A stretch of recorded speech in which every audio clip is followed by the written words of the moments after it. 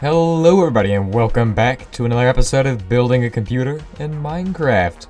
In the last episode we talked about the new ALU and the multiplexer system and all that stuff, and today I've actually begun the multiplexer system, and we may actually start doing some interesting stuff with this whole thing, because we're gonna get to the point where I can add a ROM to it. So yeah, the multiplexer is 90% complete. We need one that does the last two logic functions, but that I can do later, seeing as a ROM is going to be more interesting than building a multiplexer. I have not built a ROM yet, so we'll talk about it. So basically, a ROM is like a giant line of redstone dust going in. Well, actually, no, it's not like... Hold on, it's more like a giant line, so like this. So boom, this is our line. And then we need to have a few places on top of that line where we can... Well, actually, we also need another line here. So we'll say this is 2 bits of data, right? So this is 2 bits of, you know, boom. And then on top of this line is redstone dust going both ways. So it's like it's a big lattice work, basically. And that's part of the whole system, is you need it like this. And then you need an inverter on this line up here. So, the reason why you want an inverter there is because we're going to place a torch here, and you don't want that torch to always be on, because then you wouldn't really have any data storage. So this is read-only memory. You can't write it because you can't place torches using redstone. So, that is what this is, and now we're going to add another function to this thing. So, let's say that each of these lines is storing a bit. We could store a total of like 4 bits here, because there's 2 lines, and each of them can store 2 bits. So, that is a ROM. Now, firing these and turning them on is going to be a whole nother story. So, I'm thinking we just go like, this kind of thing. We just like put some redstone dust over it all, and then like put some repeaters in there to give it some delay a bit.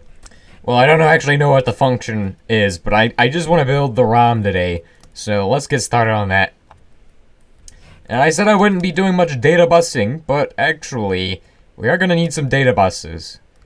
And that's because I had a brilliant idea. I was going to say scheme, but a brilliant idea to use this as part of our ROM. So now, instead of having to have a control unit tell everything what to do, you can program what everything can do. Yes. So that is, it's gonna work really good, I hope. Now it's time to talk about the multiplexer. So yesterday I showed off the stone section of it, where it is a, you know, going from top to bottom. But I had to fit some more in here, so I had to come up with a way to do that, and this is the way to do it. Now you may be wondering, why use slabs here? Well, slabs cannot quasi-conduct, because they're transparent. So, I'm preventing this piston from always being on when this one turns on, or when this one turns on. So that allows me to switch it, so I can just go boom. I think it's broken. I think it may be broken. It was working earlier, but now it's not.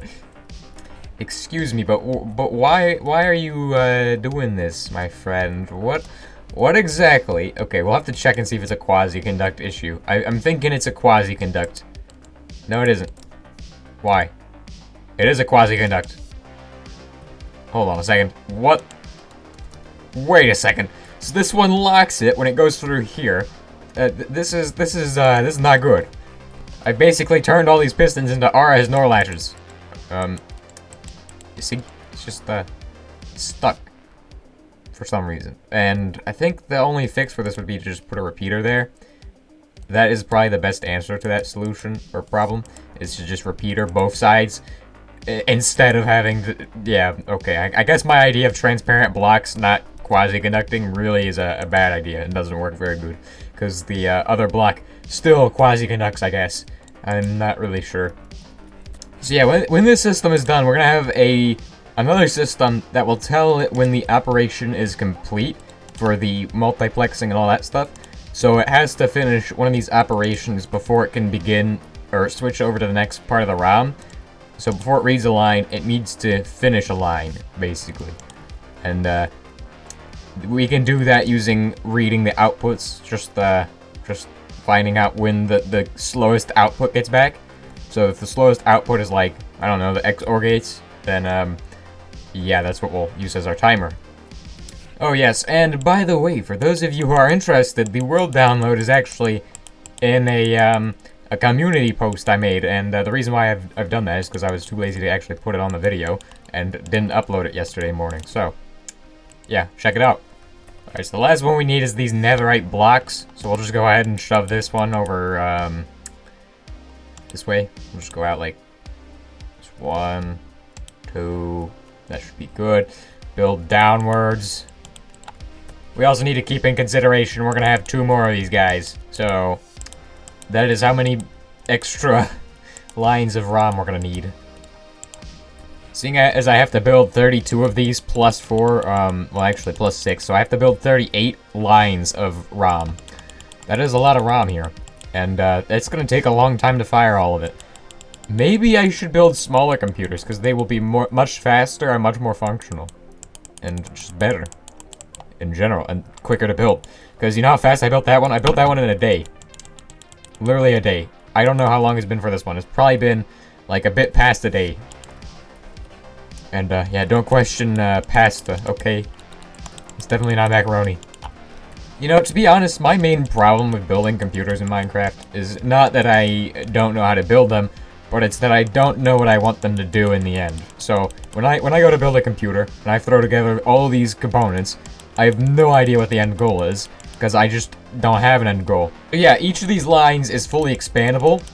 That means once I release the world download with the ROM installed, then, you know, then you can just add more lines, or add to the existing lines to make them longer, so you can add more code. And I'll also put names on each of these lines here, but don't worry. Because of how long this thing is, these are massive. These are so massive. The ROM is gonna be huge. So yeah, now each of these lines can probably hold about 6 bits, but I'm about to add this one, so it's gonna be able to add 8 bits, hold 8 bits, you know? So you can program up to 4 lines of code right now, but theoretically this could go on for as long as you can do repeaters for. Probably to the world border if you wanted to, but that would be very, very slow to read all the lines of code. Because progressively, as the more repeaters you add and the longer you go, the more delay there's going to be between the time it takes for this thing to fire, you know? For it to read each line. Now, we do need a system that fires this thing, and that's a reader system, or a system that keeps everything in sync, but so far, so good. And we also need to add redstone to this. So because the multiplexer isn't actually finished yet, we're not actually going to be able to read any of this code very well, because we're only really going to see, like, 1 redstone line. I mean, we need to finish the multiplexer before we can run this, but we can put some programs on it. Let's see what kind of programs we can make on this thing once it's done. Alright, now that's pretty awesome right there. That is the whole ROM that is expandable done. We'll have to get rid of this thing because it's in the way, because we'll need a... Oh, we may have to get rid of the W there because we do have to get more stuff. But we will have to expand this too. We need 2 more lines. Did not think about this. Did not think about this at all. But okay, let's go ahead and give it a test. So here's the simplest test. Will it overflow when we do that? So that should cause it to... Yes, it is overflowing over to this one. And then we'll go ahead and take a look at what happened to the gates. As you can see, the gates have flipped from NAND to and from... What is this one? Is this one NOR, or... It flipped from NOR to OR. Not A and not B are both off. And it switched over to XNOR. So, pretty cool. Now, if we were the computer, and we were actually running on a clock, we would then switch this one off, and switch this one on. So that one will now be doing 1. So we should have... Basically, most of the gates should be the same, except OR should be on, and NOR should be off. And XOR should also be on still, I think? No, XOR should be on. So they're not the same. It would be XNOR if they were the same. So yeah, that's pretty much all I have for you guys today. So if you've enjoyed this this little ROM building experience, then you know, feel free to like and subscribe. hopefully tomorrow I'll have this thing done so we can actually start doing some things with it. And add registers, maybe. So, yeah. If you all have enjoyed today's episode, please consider liking and subscribing. If you guys got any comments, questions, or suggestions, leave them down below. I'll see you all next time, and hopefully we can make the new computer way better than this hunk of garbage over here. Ah, yes.